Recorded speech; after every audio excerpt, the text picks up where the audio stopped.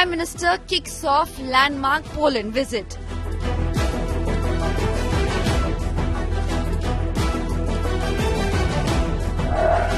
First Indian Prime Minister to visit Warsaw in 45 years.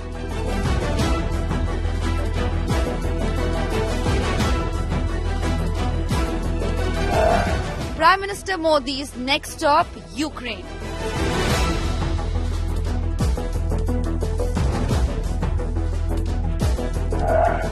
Prime Minister to meet Ukrainian President Zelensky.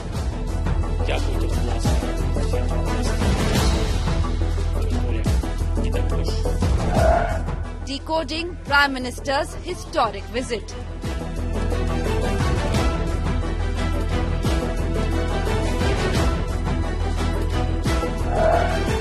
India Today live from Kyiv.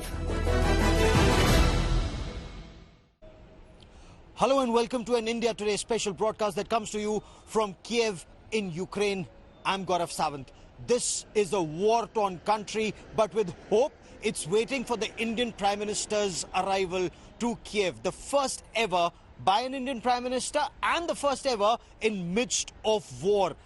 A war that's now taken a very dramatic turn with Ukraine's big and audacious attack into the Kursk territory of Russia. Russia, on the other hand, has intensified its operations in the Donetsk region. And in midst of this intensifying conflict, Prime Minister Narendra Modi has arrived on a 3-day two-nation tour. He's landed in Warsaw. He would be interacting with the leadership of Poland. Poland becomes extremely crucial because Poland is a key partner of Ukraine. The Prime Minister on the 8th of July was in Russia, in Moscow. He'd interacted extensively with the Russian President Vladimir Putin. The two heads of state and government had discussed certain ideas. Now, some of those ideas will be discussed with the leadership here in Ukraine. And Ukraine is waiting to hear those concrete proposals to peace in midst of an intensifying war. Ukraine has made one thing very clear. Peace has to be just, fair, and not on Russia's terms. Because Ukraine says all these soldiers who've made the supreme sacrifice of their lives in the past 900 days and counting, these sacrifices cannot go in vain. Take a look at the Prime Minister's visit to Poland and the preparations that are in place here in Ukraine. Prime Minister Narendra Modi has embarked on his 2-day visit to Poland. He is the first Indian Prime Minister in 45 years to visit the Central European nation. The visit coincides with the 70th anniversary of the establishment of diplomatic ties between Warsaw and New Delhi. I think it's a very exciting visit and an important one symbolically as well as practically. This excitement is there thanks to Prime Minister Modi's international stature, his profile, and the excitement that Prime Minister Modi has chosen to come to Poland and to, break this nearly half a century gap. After receiving a grand welcome in Warsaw, Prime Minister Modi honoured the memory of Jam Sahib, the erstwhile Maharaja of Gujarat's Jamnagar, who was often referred to as the Good Maharaja for his humanitarian deeds during World War II. He also paid his tributes at the monument to the Battle of Monte Cassino and Kolhapur Memorial. Prime Minister Modi will hold bilateral talks with Polish President and Prime Minister. Prime Minister Modi, if he comes to Poland, he will see that we talk a lot about Vikas and Pragati in Poland also. So Takaniki first, then we of course will talk about security, so Suraksha will also be high on the agenda given the situation in Europe and global tension that we are observing. That's also something that Prime Minister Modi and Prime Minister Tusk will be discussing. Bardzo ważna jest to dla nas wizyta The visit of Prime Minister Modi is of great significance to Poland and the region. We see outstanding examples such as Infosys, which employs over 3,000 people in the region, and more than 200 Indian MSMEs actively engaged in various businesses here. Numerous business delegations from Poland and the region travel to India, and Poland views India as a great partner for business and potential collaborations. Biznes tutaj jest obecny. Prime Minister Modi will leave for Ukraine on Friday. This will be the first visit by an Indian Prime Minister to Ukraine after establishment of diplomatic relations between the two countries in 1992. He will spend around 7 hours in Ukraine and hold discussions with President Volodymyr Zelensky. This visit of Prime Minister Modi in this important time will send a powerful signal to the global community that India stands out for peace, for dialogue, for negotiations, and also for a UN Charter and sovereignty and territorial integrity. And of course, at the moment, there are diplomatic efforts to end this conflict, to end the war. Prime Minister's engagements in Kyiv will touch upon a range of aspects of bilateral ties. Prime Minister Modi will also interact with the Indian community, including students, during his brief visit to the nation that is fighting invasion by Russia. With Gaurav Sawant in Kyiv, Ukraine, Bureau Report, India Today. In the heart of Kiev, this is the Krishyatika area. This is the center, the nerve center of Kiev. And when I came here 2 years ago, when the war hadn't started, you'd see this place blooming with flowers, a lot of flowers here. 2 years down the line, those flowers have been replaced by not hundreds and hundreds, but thousands and thousands of flags of the brave Ukrainians who've made the supreme sacrifice of their lives fighting for honor, fighting for their country. And I want you to, for a moment, take a look at this place. This is where there are photographs of every Ukrainian soldier, a flag in the honor of every Ukrainian soldier who's made the supreme sacrifice of their lives fighting against the Russian forces. Their date of birth and the day they made the supreme sacrifice of their lives. Like in this case, this soldier who's been awarded a medal, born in 1996, killed in action on 30/8/2022. Watch here. Letters from daughters to their fathers, letters from young widows to their husband, letters from wives to their husbands, letters from mothers to their sons killed in combat. And this is the most traumatic part of this Russia's war on Ukraine, the loss of lives. More than the loss of territory, it's the loss of lives that hurts. This war has entered a very critical phase. You have Ukrainian forces that have launched a very audacious counterattack into Russia. For the first time in over 910 days of this conflict, Ukrainian forces, more than a brigade plus, with Bradley and Stryker armored fighting vehicles provided by the United States, with weapons and systems provided by Germany and other NATO forces, they've entered Kursk and they've taken control, by some accounts, of over 1,000 square kilometers of Russian territory. In 2 years plus of war, Russia had taken control of over 1,200 kilometers of Ukrainian territory. Ukraine's done a counterattack in just about these past 12 to 15 days. But this too has led to loss of many, many more lives. In midst of all of this, Prime Minister Narendra Modi is arriving here in Ukraine. Will Prime Minister Narendra Modi, after his 8th July visit to Russia, his interaction with President Putin, and now with his interaction on the 23rd of August with President Volodymyr Zelensky, be in a position to talk about a roadmap to peace? A peace that Ukraine says must come with honor, a peace that should be just and fair, because these lives, these braves who've made the supreme sacrifice of their lives, their fathers, their brothers, their children, they come every other day here to pay their respects, to pay their tributes to these soldiers who will perhaps rise once again for their country, for their honor. But for Ukraine, this terrible, terrible war, it continues. A war that continues to claim young soldiers every day, that continues to claim lives every day. And in this scenario, Ukraine wants peace, but a peace where these supreme sacrifices would not be in vain. Gaurav Sawant in Kiev, Ukraine, for India Today. It is with bated breath that Ukraine waits for the Indian Prime Minister. Indologists here, those who've studied India for decades, who've studied India's rich cultural past, our heritage, our history, and India's adherence to rules-based order.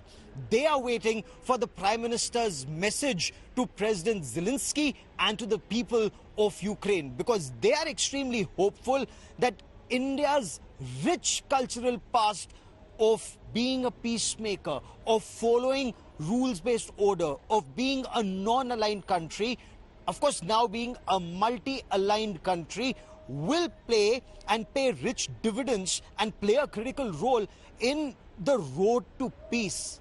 And not just peace, but also reconstruction.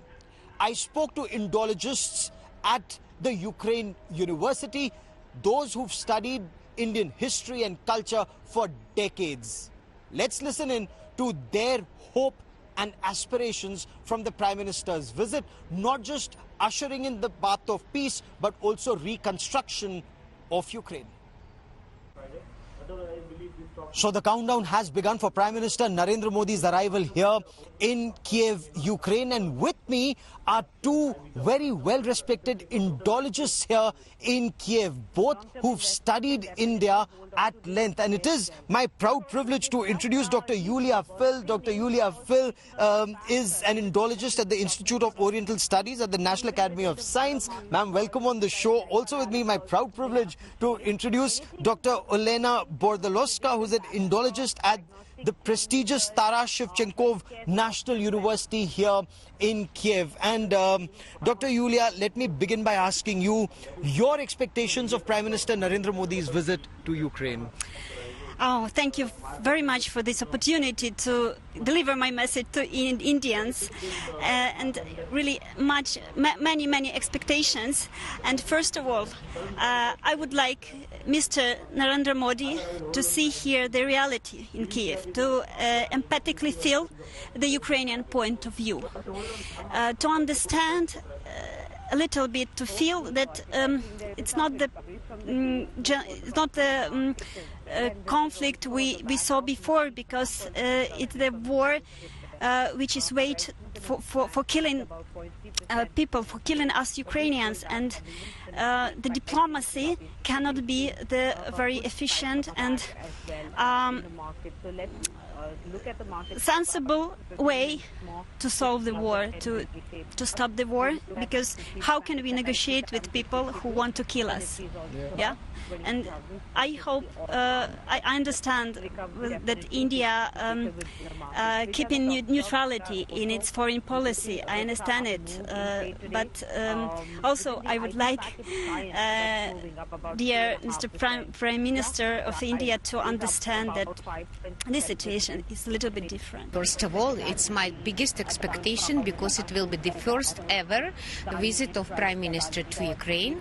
We had two presidents of India here, but no foreign minister, not Prime Minister, they never visited Ukraine. That's why it's very important. Also, it is important because he will come during the wartime, as Dr. Yulia said, just to experience and to see who we are and what we are struggling for. It's very important. And third point is that he will come after Moscow visit, and if India really keeps neutrality, it was very much anticipated that he will come to Ukraine as well after Russia.